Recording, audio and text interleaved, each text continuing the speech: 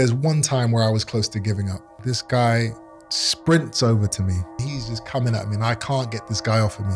I fall out of the ring. I drop down. It's like a 3-4 foot drop onto concrete. What am I doing here? Am I going to be okay? Should I find a way out? You know, mental strength, it's a huge thing in boxing. It's a big thing in life, even outside of boxing, right? In business and in all, I think, great endeavors. Do you think it's something that you can, from what you've seen in the gym, something you can teach or train? I think you can. Have you seen it taught to someone that didn't have it? I've seen fighters improve, you know. I've seen fighters over the years become more confident and in their abilities, and you know that does transfer over to their performances in the ring. I think to a certain extent you do have to have that strength, that belief and that courage and that mental fortitude to fight. It can be enhanced in some ways, but only to a certain extent. Because at the end of the day, there are going to be times in training, in sparring, and definitely in the fighting where you're going to get hurt. You're going to be in a position where you're questioning yourself. What am I doing here? Am I going to be okay? Can I beat this guy?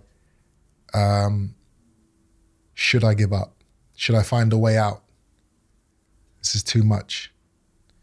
Every fighter experiences that moment, you know? Have you experienced that? Yeah. In a fight? There's one time where I was close to giving up. One time I went to Cuba before I turned pro. Out there, obviously, they have the Olympians and, you know, their Olympic training is second to none. You know, these guys are animals, they're monsters. In Cuba, they have this thing called technical sparring, which I had never done and I never did ever again until maybe up in, like 2 years ago. But technical sparring is basically, you're sparring, but you're not sparring to hurt the guy. You're sparring to work on technique, you know? So it's like an agreement. All right, listen, I'm not gonna go all out here. You know, we're gonna work on the jab today, or we're gonna work on foot movement. We're not trying to bang each other out. You know, they're big on that. They're big on technical sparring. I had never done anything like that. My whole mentality was, if I'm gonna spar you, I'm gonna try and get you out of there. Because that's how my mentality is gonna be when I'm in a real fight. So that's just how I need to be. The Cuban Olympic heavyweight representative walks up the stairs and gets into the ring. I thought he was coming into the ring to shadow box and warm up for his sparring session with somebody else. He said, no, you guys are gonna spar. I was like,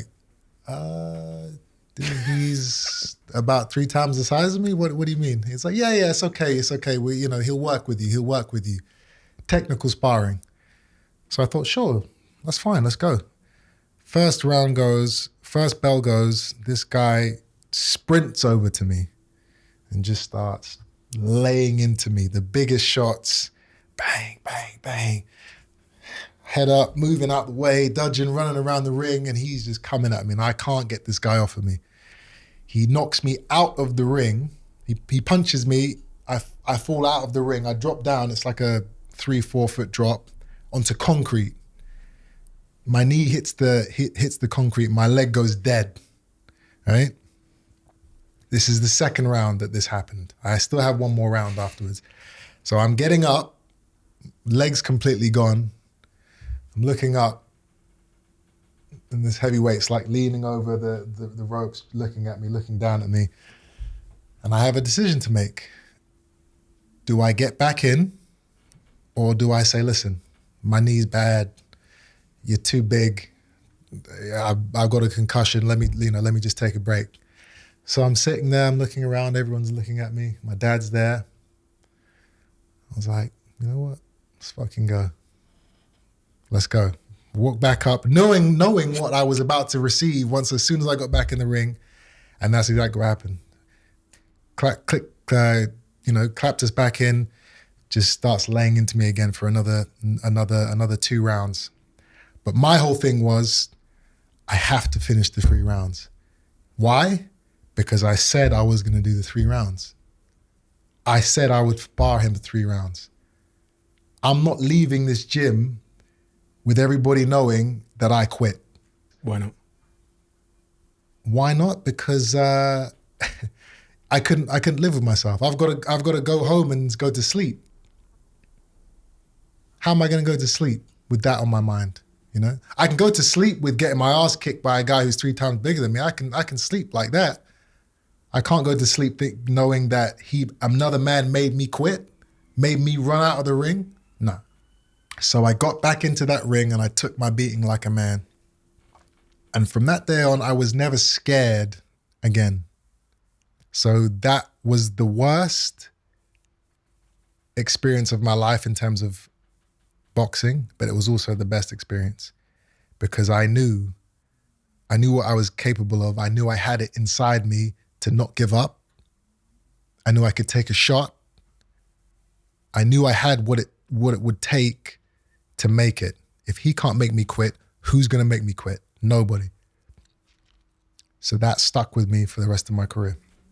Something really interesting, which I gained from that, which is like we basically create a personal like philosophy or story with ourselves. And in that moment, when you're looking up and stepping back into that ring with that massive guy in there, it's like you're writing or making a story about yourself, one that will probably follow you forever. And I think about this sometimes when I'm on my own and I'm on my like Peloton and I'm either exhausted or knackered and I know there's 7 minutes left and I know I can just get off it. But this thing in my head goes, but then Steve, you're changing your own personal story, which is that sometimes Steve quits when it's hard.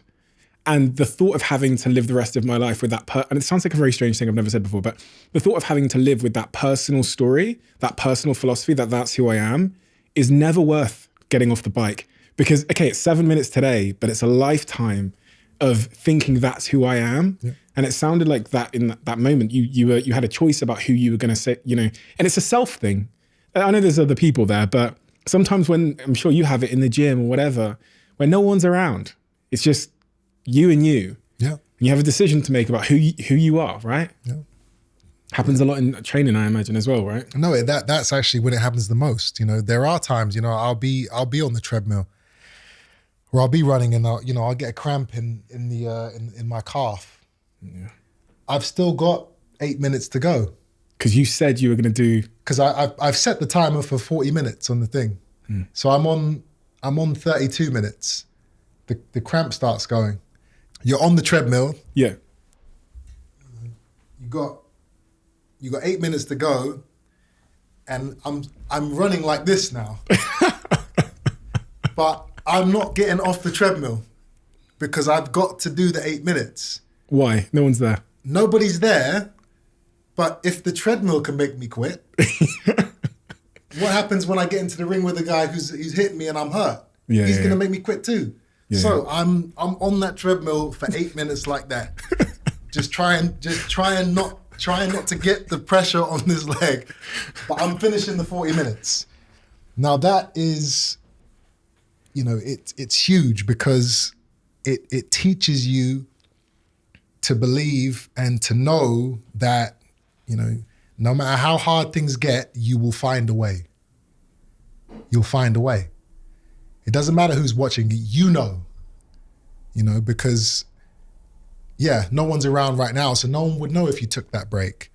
But what happens when you're in a situation where the world is watching and you're in that same position of pain or of uncertainty about, you know, so you got a big speech or you know something's happening and everyone's watching and you don't really want to keep going, you know, then you'll get that same feeling. You know what? I'm going to do it.